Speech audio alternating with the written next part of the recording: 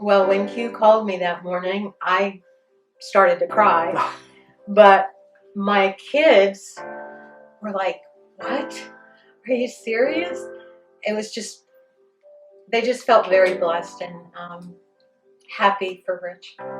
He was in the Marine Corps. Between his junior and sophomore year of college, he went to Vietnam as a collegiate correspondent to cover the war. And it really impacted him. He always wanted to be a Marine, but even more so when he got back from Vietnam. While he was in Vietnam, he met a brand new cub reporter from ABC named Ted Koppel. And Ted Koppel said to him, "Son, you're going to get yourself killed, so you follow me around." So Rich was just happy to do that. And many years later, when we were in Chicago, Ted Koppel happened to be at the pump room at Drake Hotel, and Rich went over to him and introduced himself, and he went, "Yeah, I remember who you are. I thought you'd be dead by now."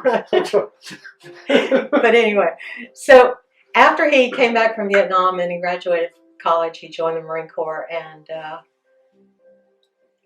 he just really loved doing things for the veterans in the community. He loved when kids, especially that high school age, would come up to him and ask him about what to do, how to get into broadcasting, and he would be one of the first to say, "Hey, come follow me for a day." And sometimes he would issue those kinds of challenges to the kids in the local area and say, "Hey, come follow me for a day if you want to know what I do." It wasn't easy being a sportscaster, but they thought if you showed up 10 minutes on the air, that was your job, when in reality it was from dark 30 until dark 30 the next night. Many people don't know how funny he was. He was absolutely hilarious. He was very much a father figure, even though he covered lots and lots of events that he couldn't be at his own children's events. Banquets and games and things like that. You make those sacrifices for people, and many times it's at the expense of your own family.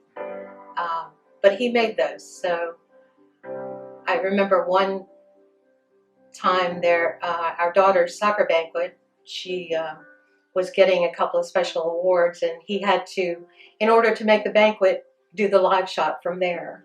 So he did the live shot, and he expressed those sacrifices that he made, that sometimes he covered other parents' children's banquets more than his own children's.